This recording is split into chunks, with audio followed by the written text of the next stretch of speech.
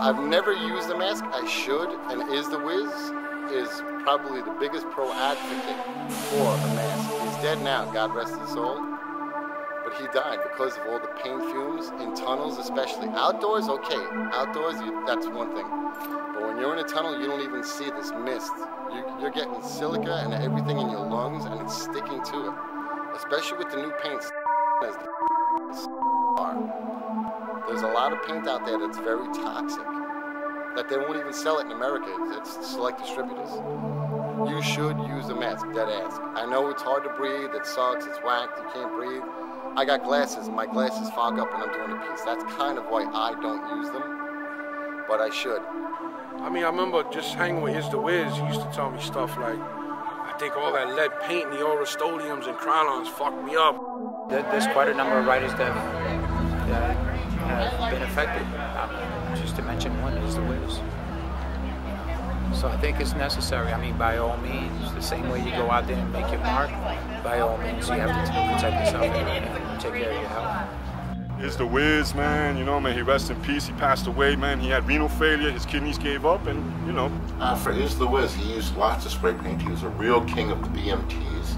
And, you know, by spray painting all the time as much as he did, really damaged his lungs and his heart, and put traces of lead into his bloodstream.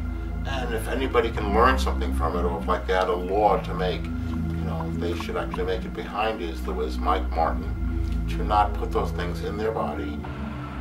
I've been writing over 20 years, and in that 20 years I've done a lot of spray painting. I tend to mostly wear a mask in an enclosed area. If it's a dead wind and it's kind of stale, I like to wear a mask. Most writers don't wear a mask.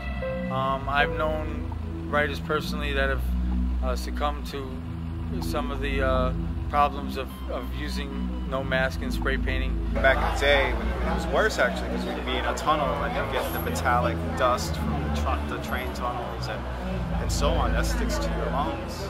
It takes years for that to get processed through your system, if at all. So then you get lung problems, you get kidney problems. I mean, it's a real fucking mess. And so I think, you know, these guys who really put in the work back in the day in the train system, yeah, it remains to be seen. Like, my pops used to give me a hard time all the time, like, yo, you know, clinical this, clinical that, inhaling toxins, spray paint, and real talk, we inhaled thousands of cans of paint. I mean, we'd go into an enclosed tunnel with no air, 5 dudes, 50 to 70 cans each, let it all off, you know, 300 pieces, 300 drops, whatever it was. Everybody doing 100 pieces a night, 3-4 times a week for a couple of years solid at the peak, like 81, 82, 83, when RTW, me, Min, Quick, Satch, you know, like that. We released so many cans of paint in airless underground areas. It boggles the mind to think how much toxins we there was a video we shot once that got lost, and I just remember there was this crazy verite footage of us under these little lights, and you couldn't even see us under the light. We were just encased in a mist, and you come out of the tunnel and it's like multicolor, you know, 12 colors come out of you. It's not. So that comes in, I guess, wisdom and time, you know, and it's okay.